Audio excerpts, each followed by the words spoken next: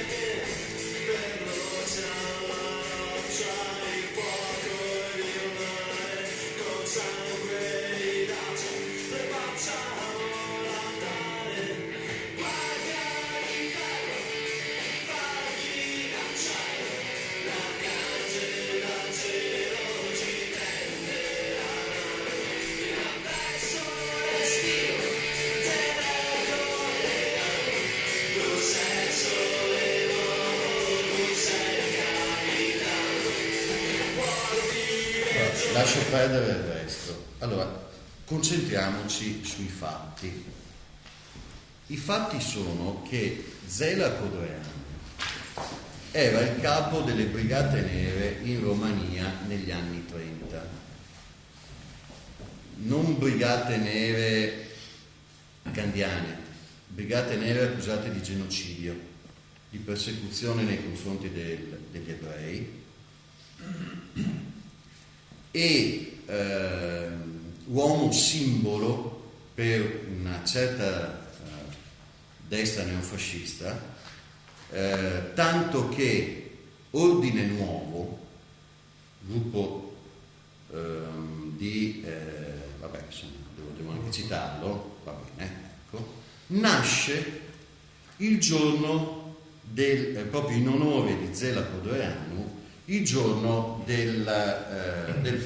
quando si festeggia l'Arcangelo Michele, e il gruppo di Zela Codreanu era la Guardia di Ferro. Vorrei far notare che l'Arcangelo compare nella copertina di questo CD e che qui vi è una mano tesa nascosta dalla bandiera dell'Europa. Nella figura sotto. Ora, voi capite bene che selezionare canzoni che vogliono inneggiare all'Europa contenenti queste frasi è una responsabilità implicita. Se voi a questo CD sono di matrice smaccatamente, io non uso mai questa parola perché non è che mi piaccia molto, sinceramente, però devo usarla, sono smaccatamente neofascisti. Questi sono fatti, decidete voi. Se è giusto e corretto, butta fuori CD che inneggino a gente come Codreanu. Mi chiedo, questa sì che è una polemica, è una battuta, se avessero accettato anche testi inneggianti a Beria.